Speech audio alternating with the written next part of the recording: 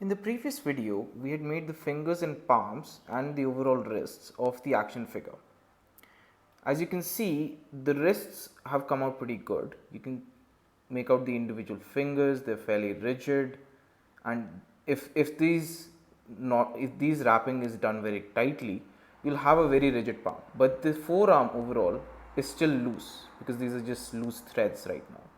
So in this video, we will be completing the forearm of the structure by making an elbow joint and then adding more thread over here to make a rigid forearm. Now we had established earlier that the length between the elbow and the wrist joint is roughly the length of your palm. You can check this on your own arm as well. We will be using a similar sort of reference for our action figure, which means the elbow joint for this right hand should be roughly somewhere here on my right thumb. Now we'll tie a knot on the entire column, including this extra green thread if needed.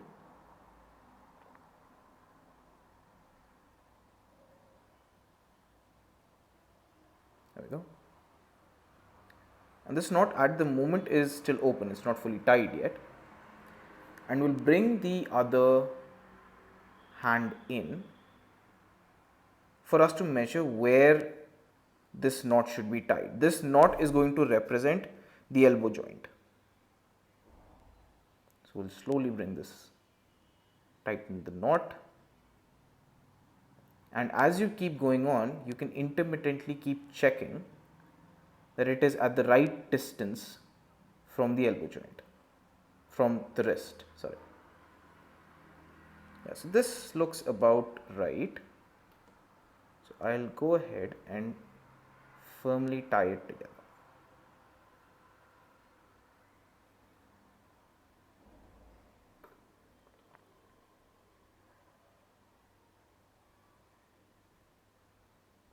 And there we go. We've made the elbow on one of them, this knot over here. And once we tie more threads in the middle, we should have the full forearm completed.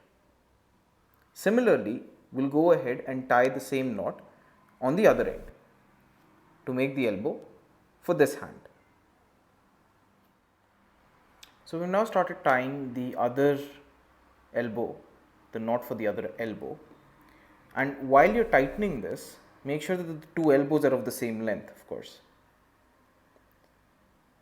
Unless your design requires you to make two different types of arms for your figure.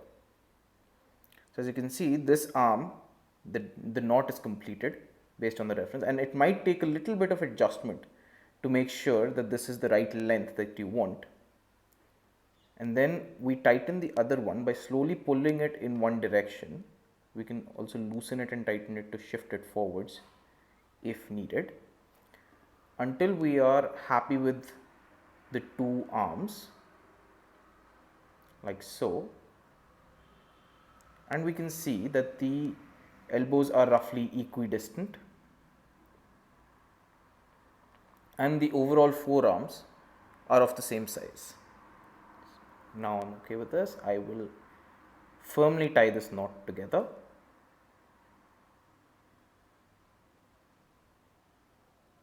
And there we go.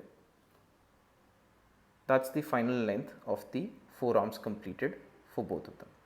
Now we need to make sure that these are rigid, because right now, as you can see, this is still very bendy. So now here we'll take an additional layer of threads, and this step is extremely important because we'll be repeating this next step over the course of the entire construction. The idea is, let me take a different color for reference. We will tie threads over like this in a column, but very, very tightly. This would again be very similar to like if you'd have a fracture and you'd have a cast. That would have to be tied very tightly around this arm and over multiple layers to make sure that this arm is thick. Right now you can see that it's very thin and bendy.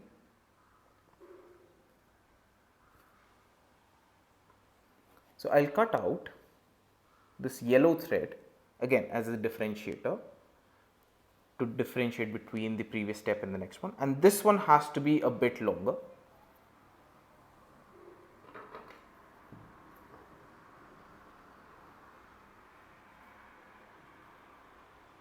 And I'll just take a slightly long piece, fold that new piece in half,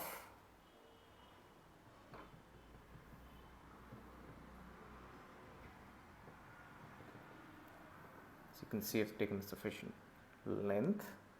Yeah, we fold this new piece in half and then loop over to the other side. The idea is to get two equal pieces of thread after cutting this long thread in half.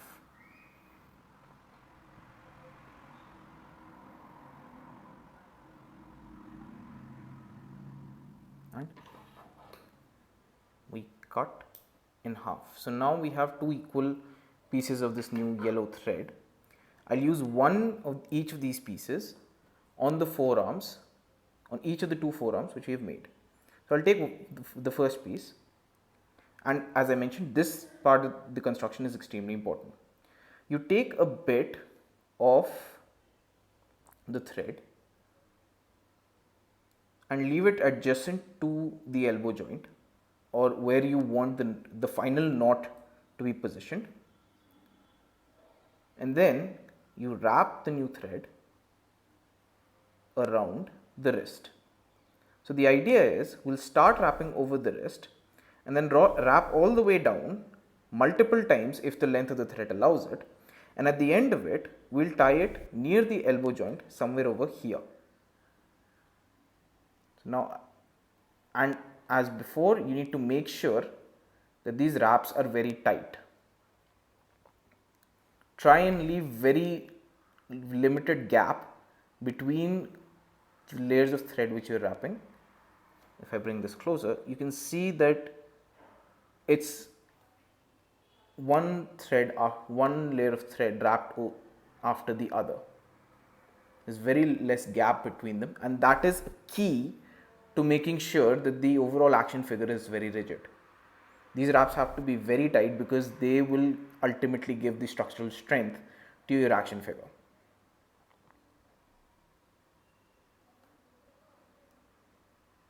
Right, I'll make sure that we get some over the elbow as well. And I'm hoping that the three colors will help you differentiate the steps which I'm doing.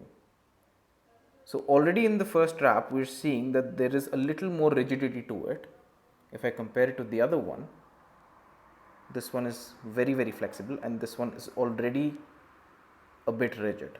As we tie more layers on it, because as you can see, there's still a lot of thread left with me, it will get even more rigid.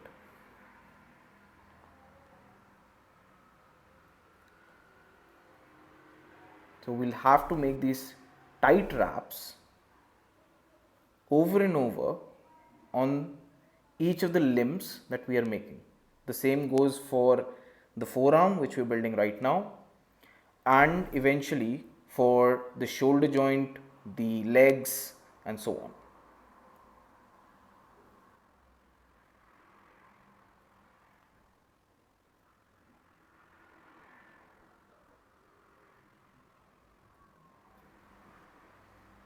Right.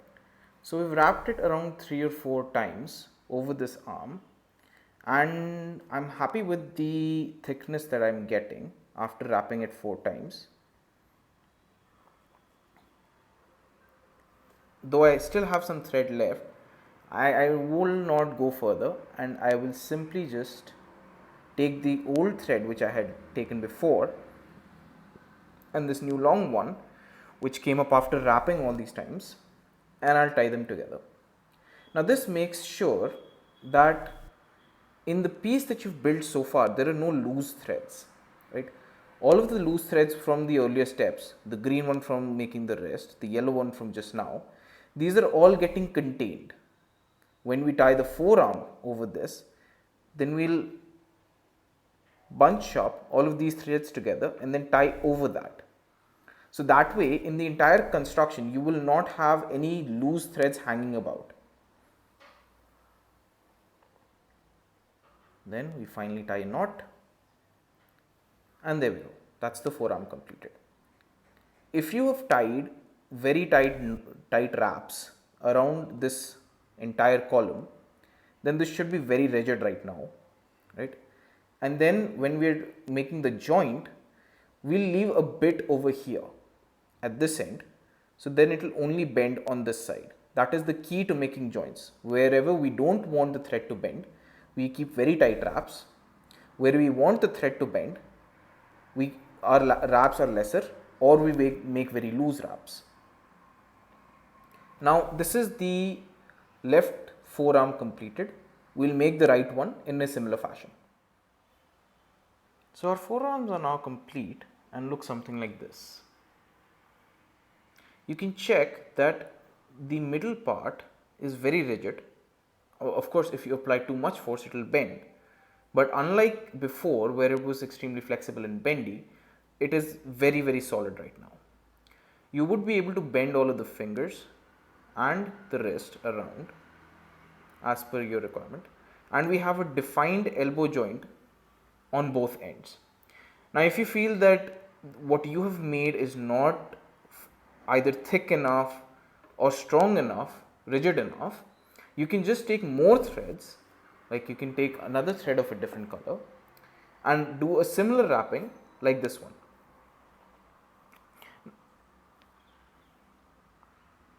Now again, note that I had taken two threads of identical length because I wanted the final forearms to be of the same thickness. If one ends up becoming too thick, more thick, then your overall action figure might look a bit asymmetrical. Now in the next video, we'll talk about a bit of proportions, why it was important to make these forearms before everything else, and then start with the construction of the remaining body parts.